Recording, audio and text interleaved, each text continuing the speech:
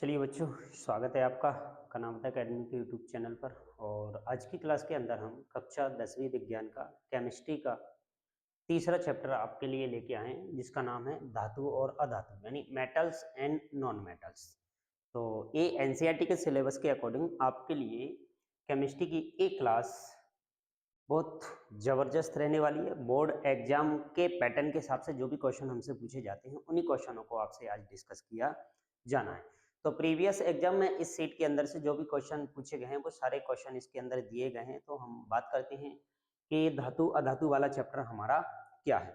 तो अभी तक की जो भी क्लासेज आपकी कनावता अकेडमी प्लेटफॉर्म पर आपकी चल रही हैं, वो आपको फ्री अवेलेबल कराई जा रही हैं। हमारा आज कक्षा 10वीं विज्ञान का केमिस्ट्री का तीसरा चैप्टर कंप्लीट होने वाला है। इसके बाद एक चैप्टर और हमारा बचेगा, उसके साथ हमारा केमिस्ट्री का सिलेबस कंप्लीट हो जाएगा। उसके बाद फिर आपको इसके ऑब्जेक्टिव जो क्वेश्चन है, वस्तुनिष्ठ प्रश्न हैं, जो चैप्टर वाइज चैप्टर आपसे जो भी पूछे जाते हैं, वो सारे आपको कवर कराई जाएंगे। तो सभी लोग जुड़े रहिए कनावत एकेडमी के इस प्लेटफॉर्म से। तो अभी तक जिन लोगों ने चैनल को सब्सक्राइब नहीं किया है, वीडियो को लाइक नहीं किया है, शेयर नहीं किया है, तो भाई वो सबसे पहले वीडियो को लाइक करें, शेयर करें और चैनल को सब्सक्राइब करें। साथ में बेल आइकन दबाना ना भूलिए, जिससे कि आपको आगे भी एग्जाम के टाइम पर कुछ मोस्ट इंपोर्टेंट क्वेश्चन आपको प्रोवाइड कराए जाएंगे। तो जुड़े रहिए आप कनावत एकेडमी के प्लेटफॉर्म से। तो चलते हैं स्लाइड की तरफ और क्वेश्चनों का पैटर्न शुरुआत करते हैं, जिसमें हमें धातु और अधातुओं के अंदर पहला क्वेश्चन हमें दे रखा है, एक ऐसी धातु का उदाहरण दीजिए। थोड़ी सी एक जनरल बात करते हैं हम धातु और अधातुओं के बारे में। तो अक्सर हमसे क्वेश्चन पूछा जाता है कि धातुएं क्या होती हैं। तो एक जनरल से कुछ पॉइंट्स हैं हमें जो धातुओं के बारे में याद रखना है। जैसे कि हमारे पास सबसे पहले दे रखा है, धातु की बात की जाए तो धातुएं ठोस होती हैं। कुछ अपवाद स्वरूप हमारे पास हैं, उनकी हम बात बाद में करेंगे, लेकिन फिलहाल हम बात करें तो धातुएं हमें ठोस अवस्था में देखने को मिलती हैं। धातुएं विद्युत की चालक होती हैं, इनके अंदर करंट फ्लो होता है और दूसरे जो आयंस का भी क्या कर सकती हैं, फॉर्मेशन कर सकती हैं। तो बात की जाए इनके अंदर, तो ऐसे ही हम अधातुओं की बात करें तो उसी तरीके से अधातु हमें भंगुर प्रकृति की मिलेंगी। बहुत सारे इनके गुण हैं, तो हम इनको क्वेश्चन बाय क्वेश्चन आपसे आगे क्या करेंगे, डिस्कस करेंगे। तो सबसे पहले क्वेश्चन के अंदर हमें दे रखा है इसके अंदर कि एक ऐसी धातु का उदाहरण दीजिए जिसमें हमें चार क्वेश्चन दे रखे, ए बी सी और डी। चारों में पूछा है कि ऐसी धातु का नाम बताइए। देखो, वैसे हमने अभी पढ़ा था कि धातुएं कैसी होती हैं, ठोस अवस्था में पाई जाती है, लेकिन यहाँ पर हम देखा जाए तो हमारे पास जो धातु है ना, वो धातु एक द्रव अवस्था में होती है, मतलब कमरे के ताप पर लिक्विड अवस्था में होती है। उसे हम यहाँ पर कह देते हैं क्या, मरकरी। याद रखना है नाम आपको, मरकरी, या फिर हम इसे पारा बोल दिए जाता है, पारा। इसका सिंबल होता है एच। ये बात आपको याद रखना है। क्लियर बात, पहला क्वेश्चन क्लियर हमारा। दूसरे क्वेश्चन की तरफ चलते हैं कि एक ऐसी धातु का नाम बताइए जो आसानी से चाकू से काटी जा सकती है। तो भाई आपको याद रखना है, चाकू से काटी जाने वाली धातुओं में हमारे पास देखो सोडियम है, सोडियम, सोडियम, ठीक है, जिसका नाम है, सिंबल है हमारे पास क्या, Na। तो इसका नाम याद रखना है। दूसरा है हमारे पास, ऊष्मा की सबसे अच्छी चालक धातु का नाम बताइए भाई। तो ऊष्मा की सबसे अच्छी चालक धातु हमारे पास होती है क्या, चांदी, ठीक है। चांदी का नाम आपको याद रखना है, इसका सिंबल होता है Ag, ठीक है। और भी है फिर हमारे पास, लोहा भी है, एल्यूमिनियम भी है हमारे पास, ठीक है, लेकिन फिलहाल हम बात करते हैं इसकी। दूसरी बात आ जाती है हमारे पास, एक ऐसी धातु का नाम बताइए जो ऊष्मा की क्या होती है, कुछ चालक होती है। तो वो आ जाती है हमारे पास क्या, स्टेटिन, स्टेटिन, स्टेटिन, ठीक है। इसका नाम आपको याद रखना है। तो ये हमारा पहला क्वेश्चन था। उसके बाद हम सीरियल बाय सीरियल अगले क्वेश्चनों की तरफ बढ़ते हैं। तो अगला क्वेश्चन हमारे पास आ जाता है कि धातुओं के अंदर दो प्रकृति हमें दे रखी है। एक तो दे रखी है हमें क्या, आघात वर्धनीयता। ये आघात वर्धनीयता क्या होता है, इसके बारे में हमें डिस्कस करना है। एक आघात वर्धनीयता है और एक तन्य है। तन्य तो शब्दों का हमें मतलब याद रखना है। देखो, आघात वर्धनीयता का मतलब होता है कि जब हम धातुओं को ठोक पीट कर लंबी लंबी उनसे चादरें बनाई जा सकती हैं, तो इस गुणधर्म को तो हम कह देते हैं क्या, आघात वर्धनीयता। और जब धातुओं को खींचकर उनसे लंबे लंबे तार बनाने की जो प्रवृत्ति होती है, इसलिए धातुओं के तार बनाए जाते हैं। जैसे एल्युमिनियम है हमारे पास, कॉपर है हमारे पास, इनके जो तार बनाए जाते हैं वो इनको खींच खींच कर बनाए जाते हैं। उनके इस गुण को हम क्या कह देते हैं, तन्यता कह देते हैं। तो दो गुणों के बारे में हमसे पूछा गया था कि आघात वर्धनीयता क्या है और तन्यता क्या है। क्लियर। अगले क्वेश्चन पे आते हैं हम, तीसरे क्वेश्चन पर। तीसरे क्वेश्चन में पूछा है कि सोडियम को केरोसिन में डुबो कर क्यों रखा जाता है। भाई केरोसिन का मतलब होता है मिट्टी का तेल। तो सोडियम को मिट्टी के तेल के अंदर डुबोकर क्यों रखा जाता है, इसके पीछे हमें वजह वजह बताइए। तो देखो भाई, हमने देखा है कि सोडियम जो होता है ना हमारे पास, Na, सोडियम Na जो होता है ना, वो बहुत ज्यादा क्रियाशील है, अत्यधिक क्रियाशील धातु है, जिसके कारण ये ऑक्सीजन के साथ बहुत तेजी से के साथ क्या कर लेता है, अवक्रिया। यदि हम इसको हवा में खुला छोड़ देंगे तो ये बहुत जल्दी से क्या पकड़ लेता है, आप आग पकड़ लेता है। इस वजह से इसको केरोसिन या मिट्टी के तेल के अंदर डुबोकर रखा जाता है। क्लियर बात। नेक्स्ट, अगला क्वेश्चन। अगले क्वेश्चन में चौथा है हमें, टाइटेनियम को हम रणनीतिक धातु क्यों कहते हैं। टाइटेनियम देखो हमारे पास एक जो ऐसी धातु है जो कि बहुत ही ज्यादा मजबूत होती है, इसका गलनांक भी क्या होता है, बहुत उच्च होता है, यह विद्युत एवं ऊष्मा की बहुत अच्छी चालक भी होती है। बाकी की अन्य धातुओं की तुलना में देखा जाए तो ये बड़ी हल्की होती है।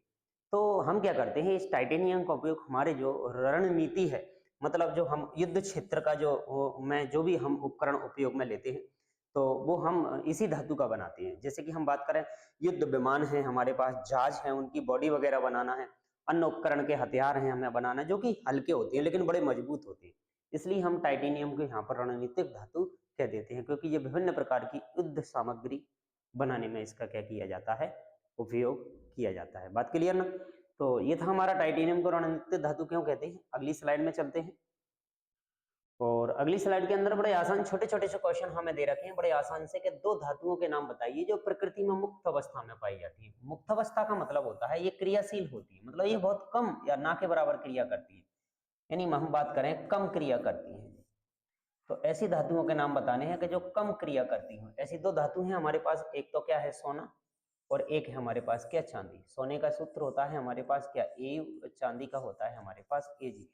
बहुत कम क्रियाशील होने की वजह से इनका उपयोग आभूषण बनाने में भी किया जाता है। ये चमकदार भी होती हैं और भी वजह है इनके पीछे आभूषण बनाने के।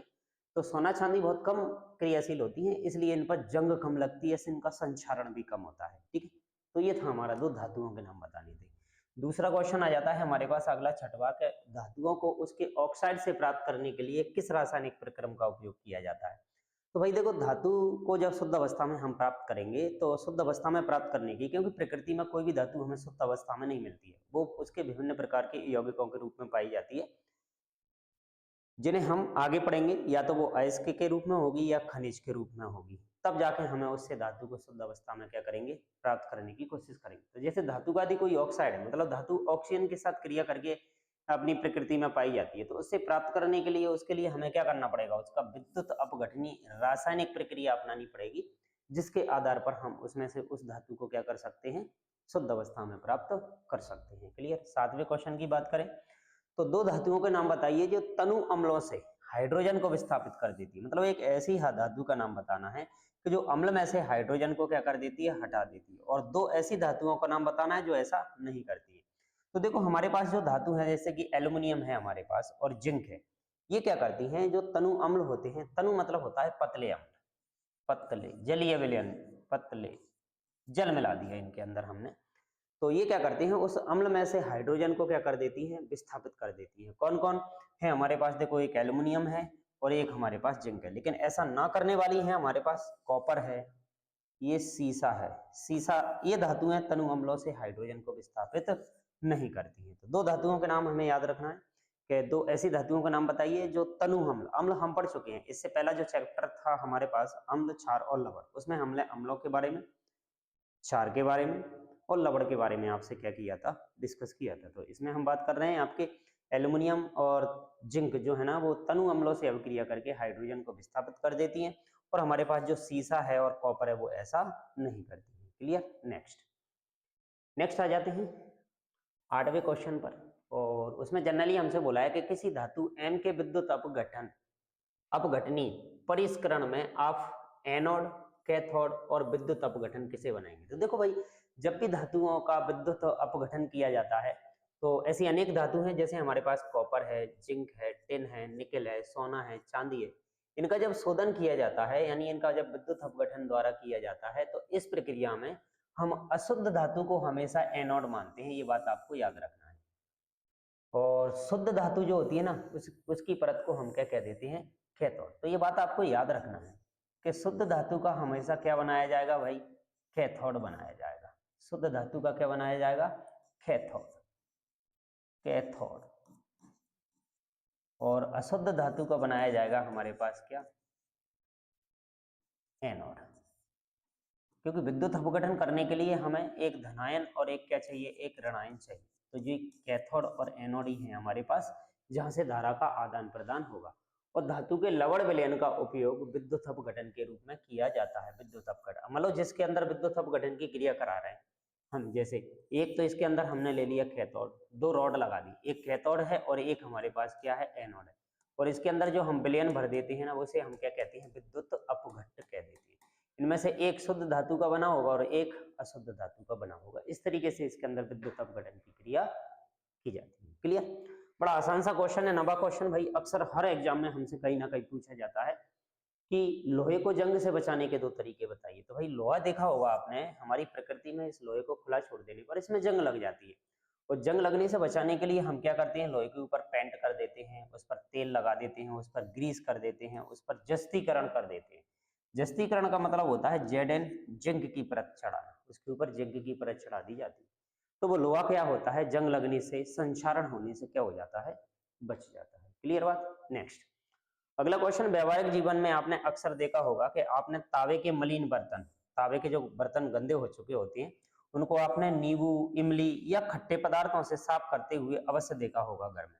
ये खट्टे पदार्थ बर्तनों को साफ किस तरीके से कर देते हैं? देखो, जब कोई तावा है हमारे पास, ऐसे जो बर्तन होते हैं ना घर में, तांबे के, पीतल के, ऐसे कांसे के, ये क्या होते हैं, जिनके अंदर हम पानी भरते हैं, इनका उपयोग करते हैं, तो इनके ऊपर क्या हो जाती है, जंग लग जाती है, संक्षारण इनका हो जाता है। तो इनके ऊपर एक परत बन जाती है जो कि क्षार की होती है। जब हम इनको खट्टे पदार्थों से धुलते हैं, उनमें क्या होते हैं, अम्ल। तो अम्ल और क्षार की अभिक्रिया होती है, उदासीनीकरण हो जाता है। इस प्रकार हमारे घर के अंदर बर्तन क्या हो जाते हैं, ये तावे के मलिन बर्तन साफ हो जाते हैं। तो देखो, ज्ञात है कि खट्टे फल अम्लीय प्रकृति के होते हैं। अम्ल तावे के बर्तन की ऊपरी सतह पर उपस्थित जो ऑक्साइड की परत बन जाती है, उसको साफ कर देता है, जिससे बर्तन पुनः नए जैसे चमक उनमें प्रतीत होने लगती है। तो इसलिए बर्तनों को धुलने के लिए हम खट्टे पदार्थों का उपयोग करते हैं। ठीक है ना? नेक्स्ट अगला क्वेश्चन, अगले क्वेश्चन की तरफ आते हैं। 11वां क्वेश्चन है कि गर्म जल का टैंक देखा होगा भाई आपने, जो घर घर में हम हीटर लगाते हैं, जिससे हम पानी गर्म करके रखते हैं, जिसके अंदर जो टैंक बनाया जाता है, उसको बनाने के लिए हम तांबे का उपयोग करते हैं, परंतु उसको बनाने के लिए हम लोहे का उपयोग नहीं करते। तो भाई लोहा का तो वैसे भी हमें पता है कि देखो, लोहा पानी के संपर्क में आएगा तो उसमें जंग लग जाएगी। ठीक है ना? ज्यादा क्रियाशील होता है कॉपर की तुलना में, और कॉपर लोहे से क्या होता है, कम से क्रियाशील। ये ठंडे से और गर्म जल के साथ कोई अभिक्रिया नहीं करता है, कौन, कॉपर। ठीक है ना? अम्लों से भी कोई अभिक्रिया नहीं करता है। इस कारण गर्म जल का टैंक बनाने के लिए हम तांबे का उपयोग करेंगे, ना कि लोहे का उपयोग करेंगे। क्योंकि लोहा बहुत जल्दी क्रिया कर लेगा, अम्लों से भी कर लेगा, ठंडे और गर्म जल के साथ क्रिया कर लेगा, यानी उसमें जंग लगने लगेगी लोहे के टैंक में। तो हम काय का बनाते हैं फिर, कॉपर का यानी तांबे का बनाते हैं। नेक्स्ट, एनीमिया यानी रक्त की कमी। ये क्वेश्चन आपका जो है ना, ये 5th चैप्टर के अंदर भी पढ़ा था हमने, जैव प्रक्रम। एनीमिया के रोगी को लौह तत्वयुक्त पालक खाने की सलाह क्यों दी जाती है? भाई देखो, एनीमिया का जो रोगी है ना, उसके अंदर रक्त की कमी हो गई, रक्त मतलब हीमोग्लोबिन की कमी हो गई। और हीमोग्लोबिन की जब कमी हो जाती है ना, उसी को हम कह देते हैं बॉडी के अंदर खून की कमी हो गई। तो हीमोग्लोबिन को बनाने के लिए हमें एक लोहा तत्व चाहिए होता है, आयरन चाहिए होता है, Fe। लेकिन ये हमें किस रूप में चाहिए भाई? आयंस के रूप में चाहिए, आयंस के रूप में चाहिए होता है। तो लोहे की कमी को पूरा करने के लिए हमें उस व्यक्ति को पालक खाने की सलाह दी जाती है, क्योंकि पालक के अंदर क्या पाया जाता है? लौह तत्व पाए जाते हैं, लौह तत्व पाए जाते हैं, जो कि हमारी बॉडी को मिल जाते हैं। इसलिए लोहे की कमी, वो सॉरी, रक्त की कमी वाले व्यक्तियों को हम पालक खाने की सलाह देते हैं। क्लियर बात? हाँ जी। नेक्स्ट अगला क्वेश्चन। अगले क्वेश्चन की तरफ देखो तो अमलगम दे रखा है हमें कि ये अमलगम क्या होता है। भाई देखो, अमलगम कोई एक नई चीज नहीं है। हमने क्या किया है कि एक मिश्र धातु बनानी है। हमें एक तो ले लेना है क्या, पारा Hg, और एक सोडियम ले लेना है Na। इन दोनों को मिला दो, इन दोनों को मिलाने से जो मिश्र धातु बनती है उसी को ही हम यहाँ पर क्या कह देते हैं, अमलगम। तो अमलगम कोई नया नाम नहीं है, अमलगम दो धातुओं के मिश्रण को कह देते हैं, जिसको हम मिश्र धातु कह देते हैं एक तरीके से। तो याद रखना है आपको, अमलगम अमलगम बनाने के लिए कौन कौन सी दो धातुओं का उपयोग किया जाता है, पारा और सोडियम का। ठीक है? नेक्स्ट, अमलगम जो हमारा हो गया। अब आता है हमारे पास यशद लेपन। यशद लेपन को भी हम पढ़ चुके हैं। देखो लोहा जो है ना एफी के ऊपर हम परत चढ़ा देते हैं किसकी, भाई जिंक की, बस लोहे को जंग से बचाने के लिए। बस यही प्रक्रिया यह सतलेपन कहलाती है, जस्तीकरण भी कहलाती है, गैल्वेनीकरण भी हम इसको बोल देते हैं। इससे क्या होता है, लोहे में जंग नहीं लगती है और कहीं कुछ नहीं है। ठीक है, नेक्स्ट पॉइंट आ जाता है देखो अगले क्वेश्चन के अंदर कि धातुओं के दो गुण बताइए। तो धातुओं के दो गुण हम पढ़ चुके हैं। देखो धातुएं कठोर, आघात वर्धनीय, चमकीली, ऊष्मा की और विद्युत की अच्छी खासी क्या होती है, चालक भी होती है। और धातुओं के अंदर क्या गुण पाया जाता है, तन्यता का भी गुण पाया जाता है। इनके गलनांक और क्वथनांक भी क्या होते हैं, उच्च होते हैं। गलनांक भी और क्वथनांक ये भी बहुत क्या होते हैं, इनके हाई होते हैं। तो ये गुण सब काय के अंदर पाए जाते हैं, धातुओं के अंदर। लेकिन अधातुओं के अंदर ऐसे गुण नहीं पाए जाते हैं। तो अधातुएं किस प्रकृति की हो जाएंगी भाई, भंगुर प्रकृति की, चमकहीन, कुचालक, इनके अंदर करंट नहीं आएगा। लेकिन अपवाद है एक हमारे पास ग्रेफाइट, जो कि किसका अपर रूप होता है, कार्बन का। कार्बन का अपर रूप होता है। हीरा भी कार्बन का अपर रूप है, ग्रेफाइट भी कार्बन का अपर रूप है। तो ग्रेफाइट के अंदर करंट आता है। ये कैसा होता है भाई, सुचालक होता है। ये बात याद रखना, अधातु है लेकिन सुचालक, ये बात याद रखनी है आपको। ठीक है, तो अपर रूप वाली बात करते हैं। देखो ये आ गया, अपर रूप का मतलब क्या होता है। देखो जब बहुत सारे तत्व प्रकृति में पाए जाते हैं तो वो अलग अलग रूपों में हमें देखने को मिल जाते हैं। वो जो अलग अलग जो रूप होते हैं ना, उन्हीं को ही हम क्या कह देते हैं, इनके अपर रूप कह देते हैं। जैसे कार्बन के बारे में आपने सुना होगा, कार्बन के दो रूप अपर रूप प्रकृति में देखने को मिलते हैं, एक हीरा है और एक ग्रेफाइट। ग्रेफाइट एक ऐसा पदार्थ है जो कि अधातु है, मतलब उसके बाद भी उसके अंदर क्या आता है, करंट आता है। दूसरा, इसका उपयोग हम हमारी जो पेंसिल होती है ना, जिसे हम लिखते हैं, जो कि कागज पर निशान छोड़ता है, उसके रूप में भी हम इसका क्या करते हैं, उपयोग करते हैं। तो दो तत्व नाम याद रखना है आपको कि एक ही तत्व कई अलग अलग रूपों में मिलता है, जिनके भौतिक गुण भिन्न भिन्न होते हैं, लेकिन तो इनके रासायनिक गुण जो होते हैं ना, वो एक समान होते हैं। मतलब बाहर से देखने पर अलग अलग हो सकते हैं, लेकिन जब इनकी केमिकल प्रॉपर्टी को देखा जाता है तो वो सेम होते हैं। तो ऐसे तत्वों को हम क्या कह देते हैं, अपर रूप कह देते हैं। उदाहरण के लिए एक हमारे पास है हीरा और एक है हमारे पास ग्रेफाइट। और हीरा वगैरह जो है ना, वो हमें प्राप्त किया जाता है, देखो इसकी खदानें हैं हमारे पास, हीरे को कोयले की खदानों में ही निकाला जाता है, उनसे ही हमें ये मिलता है। ठीक है ना, तो हीरा जो कि कठोरतम रूप होता है हमारे पास सबसे ज्यादा, है ना।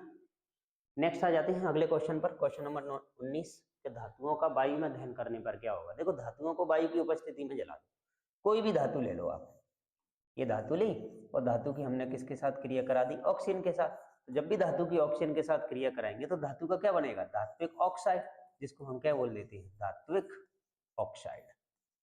बस फिर इसको हम क्या करते हैं भाई, इसी ऑक्साइड के रूप में प्रकृति के अंदर अपने आप धातुएं ऑक्सीजन के साथ क्रिया करके ऑक्साइड के फॉर्म में पाई जाती है।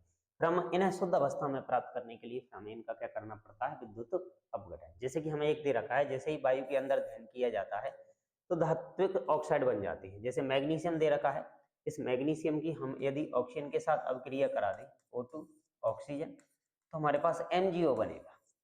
Mg ऑक्सीजन को बैलेंस करने के लिए हमने इसको 2 से मल्टीप्लाई कर दिया है। ठीक है, तो याद रखना है आपको। नेक्स्ट आता है अगला क्वेश्चन हमारे पास, एनोडीकरण किस प्रकार एल्युमिनियम को संचारण से बचाता है। देखो एनोडीकरण एक प्रक्रिया है जिसमें हम विद्युत धारा प्रवाहित करेंगे और विद्युत धारा प्रवाहित करके किसी धातु की सतह पर स्थित प्राकृतिक ऑक्साइड के स्तर को और अधिक मोटा किया जाता है। मतलब किसी धातु के ऊपर ऑक्साइड की परत चढ़ती है तो हम विद्युत अपघटन की क्रिया के ऊपर उसकी और ऑक्साइड की परत चढ़ा दी जाती है, ऐसे ऑक्सीजन की परत चढ़ जाती है इसके ऊपर, यानी ऑक्साइड बन जाता है। और इस प्रकार इस एल्युमिनियम के संचारण को क्या किया जा सकता है, रोका जा सकता है। पर रोकने के लिए ही ऐसा किया जा रहा है, मतलब एल्युमिनियम को संचारण से बचाने के लिए ऐसा किया जाता है। नेक्स्ट आ जाता है अगला क्वेश्चन हमारे पास, क्या एक्वारेजिया किसे कहते हैं। तो इसमें आपको याद रखना है, देखो एक्वारेजिया मतलब होता है अम्लराज। अम्लराज का मतलब क्या होता है, देखो इसमें नाइट्रिक अम्ल तथा हाइड्रोक्लोरिक अम्ल का ताजा मिश्रण होता है, जिसमें हम क्या करते हैं, दो अम्लों का मिश्रण है। देखो दो अम्ल कौन कौन से हैं हमारे पास, एक तो HCl है हमारे पास, HCl, और एक है हमारे पास HNO3। एक को बोलते हैं हम नाइट्रिक अम्ल और एक को बोलते हैं हम हाइड्रोक्लोरिक अम्ल। HCl का एक भाग लिया जाता है, नाइट्रिक अम्ल का 3 भाग लिया जाता है। बस इन दोनों के मिश्रण को ही हम एक्वारेजिया के नाम से जानते हैं और ये एक ऐसा पदार्थ है हमारे पास जिसे हम अम्लराज के नाम से जानते हैं, एक्वा रेजिया कहते हैं, कि इसके अंदर जो सोना है, प्लेटिनम है, पैलेडियम है, ऐसी धातुओं को भंग करने के लिए या उनको गलाने के लिए इनका उपयोग किया जाता है। मतलब इस अम्ल के अंदर यदि हम सोने को, चांदी को, लोहा को, प्लेटिनम को यदि डाल दें तो वो इसके अंदर घुल जाएंगे। मतलब ये बात आपको याद रखना है। क्वेश्चन बनता है ऑब्जेक्ट में एक्वा रेजिया से किस अनुपात में लिए जाते हैं, कौन कौन के मिश्रण को हम एक्वा रेजिया कहते हैं, अम्लराज कहते हैं, तो बात आपको याद रखना है अच्छे से। क्लियर बात? नेक्स्ट बढ़े अगले क्वेश्चन की तरफ। यस, अगले क्वेश्चनों में आ जाती है। जैसे कि अब हमें खनिज पूछा है, अयस्क पूछा है, गैंग, धातु, बड़े आसान से शब्द हैं। देखो खनिज क्या होते हैं? खनिज ऐसे पदार्थ होते हैं जो पृथ्वी की भूपर्पटी जो होती है ना, उसमें प्राकृतिक रूप से पाए जाने वाले, या तो वो तत्व होगा या फिर वो यौगिक होगा, उसे हम क्या कह देते हैं? खनिज। मतलब जमीन के अंदर से हम किसी भी तत्व को प्राप्त करना चाहेंगे तो वो शुद्ध अवस्था में नहीं मिलेगा, वो अशुद्धियों के रूप में उसमें पाया जाता है, और खुद के जो निकाला जाता है उसी को खनिज कह देते हैं। अब खनिज से फिर बनाएंगे हम क्या? अयस्क। तो अब अयस्क कैसे बनेगा भाई? खनिज तो हमारा बन गया। खनिज तो डायरेक्ट हमें प्राकृतिक रूप से काय के अंदर मिल जाते हैं, मिट्टी के अंदर यानी भूपर्पटी पर। लेकिन अयस्क क्या है? पर खनिज जिनसे धातु, ऐसे खनिज, मतलब अयस्क भी खनिज ही हैं, लेकिन ये ऐसे हैं कि इनसे धातु को सुगमता से, आसानी से प्राप्त किया जा सकता है। मतलब ऐसे खनिज जिनसे धातुओं को आसानी से प्राप्त किया जा सकता है, उन्हें हम क्या कह देते हैं? अयस्क कह देते हैं। याद करना पड़ता है, अलग अलग धातुओं के अलग अलग प्रकार के अयस्क होते हैं।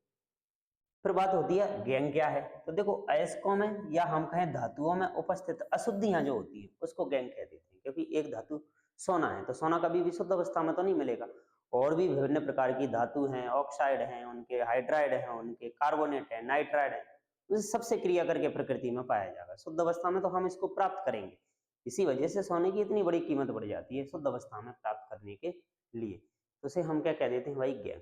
उसके बाद आ जाता है ध्वनिक। ध्वनिक का मतलब क्या होता है? देखो देखो अक्सर आपने देखा होगा धातुओं की, हम जब मंदिरों की घंटी वगैरह कोई चीज ऐसी बना लेते हैं, जब वो धातु कठोर सतह से टकराती है तो बहुत तेज आवाज उत्पन्न करती है। बस यही हमारे पास ध्वनिक, या इसे हम सोनोरस के नाम से भी जानते हैं। जब धातु कठोर सतह से टकराती है तो आवाज उत्पन्न करती है। बस इसी प्रक्रिया को, आवाज उत्पन्न करने की जो प्रक्रिया होती है ना, उसी को हम ध्वनिक या सोनोरस कह देते हैं। इसी कारण मंदिर वगैरह की जो भी घंटी है ना, वो इन्हीं धातुओं की बनाई जाती है, क्योंकि धातुएं बहुत तेज आवाज करती है। उसके बाद आ जाता है भर्जन। फिर हमारे पास देखो भर्जन कहीं कुछ नहीं है, जब हमारे पास जो अयस्क होता है ना, उस अयस्क को आप ऑक्सीजन की उपस्थिति में जला दो। अयस्क को ऑक्सीजन की उपस्थिति में जलाना क्या कहलाता है? भर्जन। इस बात को आपको याद रखना है, बस इतनी सी परिभाषा रखो। और जब हम अयस्क को ऑक्सीजन की अनुपस्थिति यानी CO2 की उपस्थिति, CO2 की उपस्थिति में जलाते हैं या गर्म करते हैं तो उसे हम कह देते हैं निस्तापन। बस ये बात आपको याद रखना है, ये दो बातें आपको याद रखना। जब अयस्क को हम ऑक्सीजन की बहुत ज्यादा मात्रा में गर्म करें, जलाएं, दहन करें तो उसे तो कह देते हैं हम भर्जन। और जब अयस्क को हम कार्बन डाइऑक्साइड की बहुत ज्यादा मात्रा में, यानी बोले तो ऑक्सीजन की कमी होनी चाहिए, कार्बन डाइऑक्साइड ज्यादा होनी चाहिए, उसे हम कहते हैं निस्तापन। ये दोनों चीजें करने के लिए हम क्या करते हैं? सल्फाइड अयस्क को इस प्रक्रिया से क्या करते हैं? हम अलग करते हैं। ठीक है ना? वही बात यहाँ आ जाती है। सल्फाइड अयस्क है हमारे पास, कार्बोनेट है अयस्क है हमारे पास, इनको गर्म करने के लिए, इनको पिघलाने के लिए हम उनमें निस्तापन और भर्जन करते हैं। दोनों परिभाषाएं आपको दे रखी हैं, अच्छे से रीड कीजिए और याद कीजिए। नेक्स्ट बढ़ते हैं अगले क्वेश्चन की तरफ। अगले क्वेश्चन में हमें संचारण दे रखा है, ये भी हमने पहले चैप्टर के अंदर आपको डिस्कस कर लिया था कि संचारण कैसे कहते हैं और लोहे को जंग से बचाने के कोई दो उपाय बताइए। तो भाई हम पढ़ चुके हैं कि लोहा क्या होता है। देखो पानी है, वायुमंडल में पाई जाने वाली ऑक्सीजन है, उसके संपर्क में जैसे ही आता है तो धीरे धीरे उस लोहे के ऊपर अवांछनीय ऑक्साइडों की, हाइड्राइडों की परत जमने लगती है। उसे हम क्या कह देते हैं? संचारण या जंग लगना। ऐसा होने से बचने के लिए फिर हमें क्या करना पड़ता है? उसके ऊपर पेंट, वार्निश करके रखना पड़ता है, या किसी दूसरी धातु की परत चढ़ा देते हैं। उसे हम क्या कह देते हैं? गैल्वेनीकरण या जस्तीकरण कह देते हैं। या ग्रीस वगैरह लगा कर रखेंगे तो वो धातु हमारी सुरक्षित बनी रहेगी।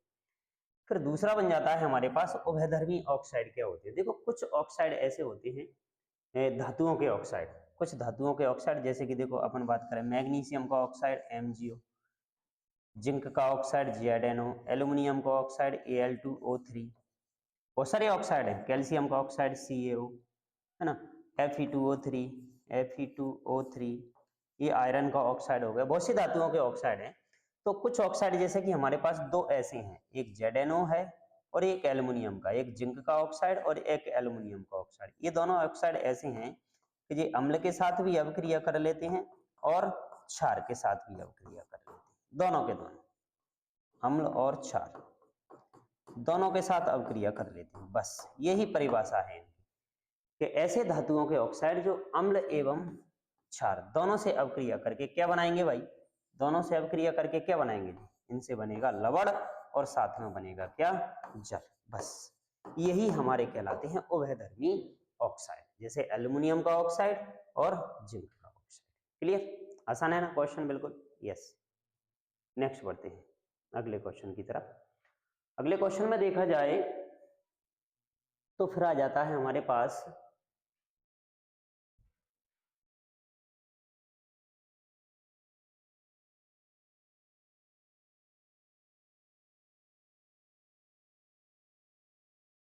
यस, खनिज वाला हो गया हमारे पास। हाँ, धातुओं व अधातुओं के भौतिक गुणों की तुलना कीजिए। हो सकता है सीरियल कहीं आगे मिस्टेक हो गया हो, तो हम आगे क्वेश्चनों की बात करते हैं। धातु और अधातु, इनके भौतिक गुणों की तुलना करनी है हमें। इनके भौतिक गुण क्या होते हैं, कैसे क्या ये अभिक्रिया कर रहे होते हैं, उस बात को हमें डिस्कस करना है। देखो बड़े आसान से पॉइंट हमें दे रखे कि सबसे पहले हम बात करें, देखो धातुएं सामान्य ताप पर कैसी होती हैं भाई, ठोस होती हैं, ये बात याद रखना है। परंतु पारा अपवाद है, तो याद भी रखना है आपको। क्यों, क्योंकि ये तरल अवस्था में पाया जाता है। पारा बोले तो Hg, मरकरी इनके नाम है, ठीक है भाई, ये बात।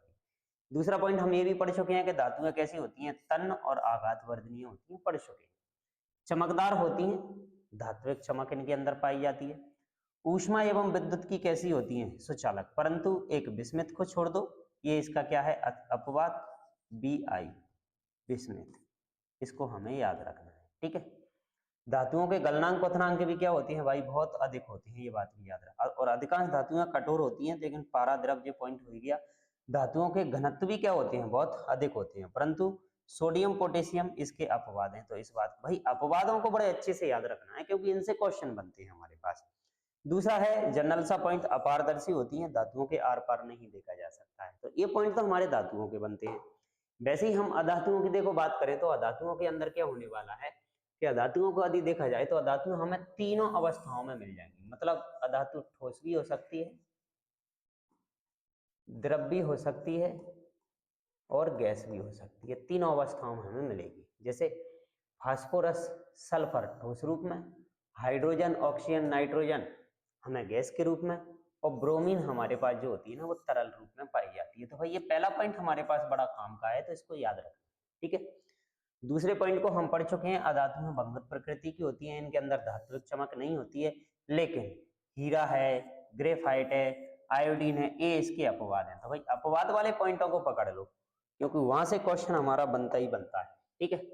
ग्रेफाइट और कार्बन गैस को छोड़कर सभी अधातुएं कैसी होती हैं भाई, कुछ चालक होती हैं, ये बात भी आपको याद रखना है। इनके गलनांक क्वथनांक भी क्या होते हैं भाई, कम। ठोस द्रव गैस तीनों अवस्थाओं में मिलेंगी। आपेक्षिक घनत्व प्राय क्या होगा, कम। गैसीय अधातुएं कैसी होंगी, पारदर्शी, ठीक है। जो अधातुएं किस अवस्था में मिलेंगी हमें, गैस अवस्था में। द्रव और ठोस के रूप में यदि हम बात करें तो उसमें नहीं मिलेंगी हमें, ये गैस वाली पारदर्शी होंगी, बाकी तो अपारदर्शी होंगी। तो ये थे हमारे भौतिक गुण।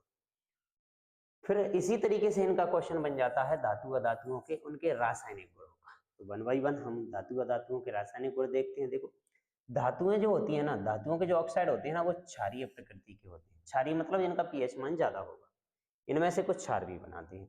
धातुएं अम्लों से अभिक्रिया करके इस गैस हाइड्रोजन गैस को पुनः स्थापित करती हैं तथा अनुरूप लवण जल बनाती हैं। ये पॉइंट भी हम पढ़ चुके हैं। ये धातुओं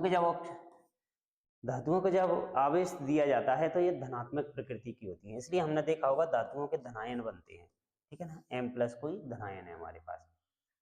धातुएं हाइड्रोजन से संयोग करके क्या बनाएंगी भाई, हाइड्राइड बनाएंगी, जो विद्युत का संयोजक होता है।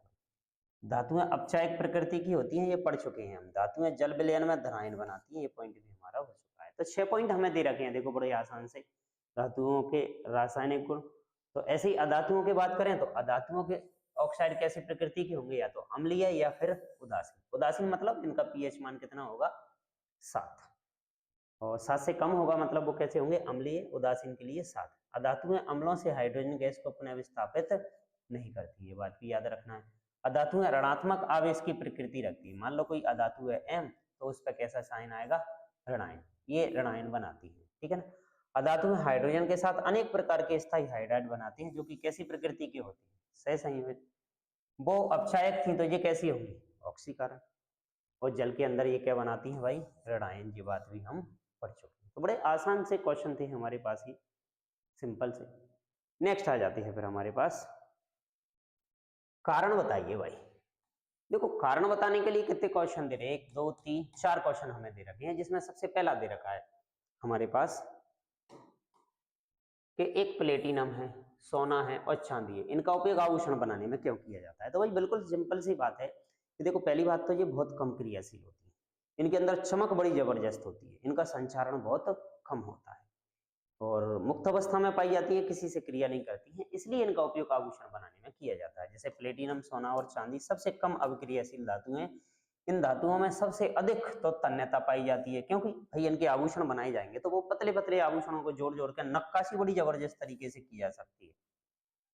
आघात वर्धनीयता भी होती है, इनका संचारण भी नहीं होता है, जलवायु के साथ बहुत कम अभिक्रिया करके ये कोई ऑक्साइड नहीं बनाती है, इनकी चमक बड़ी जबरदस्त होती है। बस यही वजह है कि इनके क्या बना लिए जाते हैं, आभूषण बना लिए जाते हैं। दूसरा क्वेश्चन हमारा हो चुका है कि सोडियम, पोटेशियम एवं लिथियम। भाई अभी अभी अभी अकेला नाम आ रहा था इसका सोडियम का, साथ में पोटेशियम भी दे रखा है, लिथियम भी दे रखा है। तो भाई सोडियम, पोटेशियम और लिथियम ये हमारे पास ऐसी धातु है, ये बहुत ज्यादा हाईली रिएक्टिव होती है, बहुत ज्यादा क्रियाशील होती है। इनको बचाने के लिए फिर हम इनको काय के अंदर रखेंगे, मिट्टी के तेल के अंदर रखना पड़ेगा, ठीक है ना। आगे आ जाता है फिर अगला क्वेश्चन, एल्यूमिनियम अत्यंत अभिक्रियाशील धातु है, फिर भी इसका उपयोग खाना बनाने वाले बर्तनों में किया जाता है। और निष्कर्षण प्रक्रम में सल्फाइड आयस्क को ऑक्सीजन के साथ परिवर्तित किया जाता है, क्यों? देखो इनके सबके कारण है, ये हमारा हो चुका है। एल्यूमिनियम की बात करें तो एल्यूमिनियम देखो अभी हमने पढ़ा, ना तो ठंडे पानी के साथ क्रिया करेगी ना गर्म के साथ, कोई अभिक्रिया नहीं करती। लेकिन ऊष्मा की बहुत जबरदस्त क्या होती है, सुचालक होती है। बस यही वजह है, सुचालक होने की वजह है कि खाना बनाने वाले बर्तनों में इसका उपयोग किया जाता है, ठीक है। और सल्फाइड अयस्क की बात करें तो किसी भी धातु को उसके सल्फाइड अयस्क और कार्बोनेट की अपेक्षा ऑक्साइड को प्राप्त करना अधिक आसान होता है। किससे, मतलब सल्फाइड अयस्क से और कार्बोनेट की अपेक्षा हम आसानी से धातु को प्राप्त कर सकते हैं। इसलिए निष्कर्षण प्रक्रम में हम कार्बोनेट एवं सल्फाइड अयस्क को पहले काय में परिवर्तित कर लेते हैं, ऑक्साइड में, तब जाके हम उससे क्या प्राप्त करेंगे, धातु प्राप्त करेंगे। क्लियर। अब दे रखा है देखो सक्रियता। सक्रियता का मतलब होता है कि हमने कुछ तत्वों के बारे में पढ़ा है, उन्हें हमें उनकी क्रियाशीलता बतानी है। क्रियाशीलता कि कौन कितना क्रियाशील होता है। तो ऐसे इसी तरीके से हमारे पास जो तत्व हैं या जो धातु है ना, उनको हम उनकी क्रियाशीलता के आधार पर किस क्रम में व्यवस्थित कर रहे हैं, अवरोही क्रम में। अवरोही क्रम में व्यवस्थित करने का जो तरीका है ना, उसी को हम कह देते हैं सक्रियता श्रेणी। जैसे कि हमारे पास ये दे रखी है सक्रियता श्रेणी, तो देखो इसका मतलब ये है कि ये पोटेशियम जो है ना वो बहुत ज्यादा क्रियाशील है, उसके बाद सोडियम, उसके बाद कैल्शियम, मैग्नीशियम, एल्यूमिनियम, जस्ता, आयरन और लेड, ठीक है। उसके बाद फिर हाइड्रोजन आ जाता है। हाइड्रोजन से कम कौन कौन है, कॉपर, कॉपर से और कम मरकरी, मरकरी से और कम चांदी, और सोना सबसे कम होते हैं हमारे पास। मतलब हम बात करें तो ऊपर वाली जो धातुएं लिखी गई हैं वो सबसे अधिक क्रियाशील होती हैं, और नीचे जो लिखी गई हैं वो सबसे कम क्रियाशील होती हैं। इसका मतलब यदि विस्थापन अभिक्रिया होगी तो ऊपर वाली नीचे वाली को हटा देगी, ऊपर वाली धातु नीचे वाली को विस्थापित कर देगी, उसे हम क्या कह देते हैं, सक्रियता श्रेणी। तो हम इसको ऐसे याद रख लेते हैं कि हाइड्रोजन से ऊपर वाली धातुएं अधिक क्रियाशील होती हैं और हाइड्रोजन से नीचे वाली धातुएं कम क्रियाशील होती हैं। लेकिन हमें क्रम भी तो याद रखना है कि सबसे ज्यादा कौन होती है, पोटेशियम, उसके बाद सोडियम, फिर कैल्शियम, मैग्नीशियम, एल्यूमिनियम, फिर जिंक, आयरन और लेड। इस तरीके से क्रियाशीलता इनकी होती है। तो सक्रियता श्रेणी वह सूची है जिसमें धातुओं को उनकी क्रियाशीलता के अवरोही क्रम में, वही बात याद रखना है, अवरोही क्रम में, डिसेंडिंग ऑर्डर जिसको बोलते हैं, हम व्यवस्थित करते हैं, तो उसको हम क्या कह देते हैं, सक्रियता श्रेणी। इसमें सबसे अधिक अभिक्रियाशील जो धातु होगी ना, उसको कहाँ पर लिखा है हमने? टॉप पर लिखा है। ये भाई हमारा टॉप हो गया और ये हमारा क्या हो गया? बॉटम। बॉटम में हमने किसको रखा है? सबसे कम क्रियाशील धातुओं को। तो ऊपर से नीचे की तरफ यदि हम चले तो इसमें जो क्रियाशीलता का जो क्रम है ना, वो घटता जाता है। क्रियाशीलता का क्रम क्या हो जाता है? घटता जाता है भाई। ये बात हमें याद रखना है। क्लियर? तो ये थी हमारी सक्रियता श्रेणी और इस तरीके से हमारी इस सीट के अंदर जो क्वेश्चन दिए थे ना, वो हमारे क्या हो जाते हैं? कंप्लीट हो जाते हैं। मतलब धातु अधातुओं से इस तरीके के पैटर्न के क्वेश्चन आपको एग्जाम में बहुत ज्यादा अक्सर देखने को मिलते हैं। क्वेश्चन हमसे 2 नंबर 3 नंबर में इसमें से पूछा जाता है। तो ये था हमारा तीसरा चैप्टर, जिसके अंदर हमने धातु अधातुओं के बारे में आपसे डिस्कस की। और इसके बाद हमारे पास एक चैप्टर और बचा हुआ है, जिसका नाम है कार्बन और उसके यौगिक। बड़ा आसान सा चैप्टर है, वो भी थोड़े से कुछ फॉर्मूले हमें उसके अंदर दे रखे हैं, कुछ अवक्रिया हैं थोड़ी सी दे रखी, और जनरल इंफॉर्मेशन हमें साबुन अपमार्जक वगैरह इनके बारे में, एथिन मैथिन प्रोपेन ब्यूटेन पेंटेन, ये श्रेणी दे रखी है हमें, उनके बारे में उसके अंदर हमें डिस्कस करना है। एल्कोहल, एल्डिहाइड, कीटोन, तो ये केमिकल कुछ फॉर्मूले हमें लर्न करने पड़ेंगे और उनकी कुछ संरचनाएं बनाना, इलेक्ट्रॉन बिंदु संरचनाएं बनाना, बस ये हमें उस चैप्टर के अंदर याद रखना होगा। तो अगली क्लास के अंदर हम आपको लेके आएंगे अगले चैप्टर को, और ये हमारा तीसरा चैप्टर था इसका, जो कि क्या होता है? कंप्लीट। भाई इसकी आपको बड़े अच्छे से एक बार रीड करना है, इनके नोट्सों को भाई अच्छे से कॉपी करके आप नोट करिए, और एग्जाम के हिसाब से बहुत ज़बरदस्त एमपी बोर्ड के हिसाब से हमारे क्वेश्चन बहुत इम्पोर्टेंट हैं आपके लिए। तो मिलेंगे आपसे अगली क्लास के अंदर, जहाँ पर आपके लिए हम फोर्थ चैप्टर को लेके आएंगे। तो अभी तक भाई जिन लोगों ने वीडियो को लाइक नहीं किया है, शेयर नहीं किया है, चैनल को सब्सक्राइब नहीं किया है, तो वो जल्दी से वीडियो को लाइक करें, शेयर करें और बेल आइकन दबाना ना भूलें, जिससे कि आपको क्लासें के नोटिफिकेशन आपको मिलते रहे। मिलते हैं। बहुत बहुत धन्यवाद।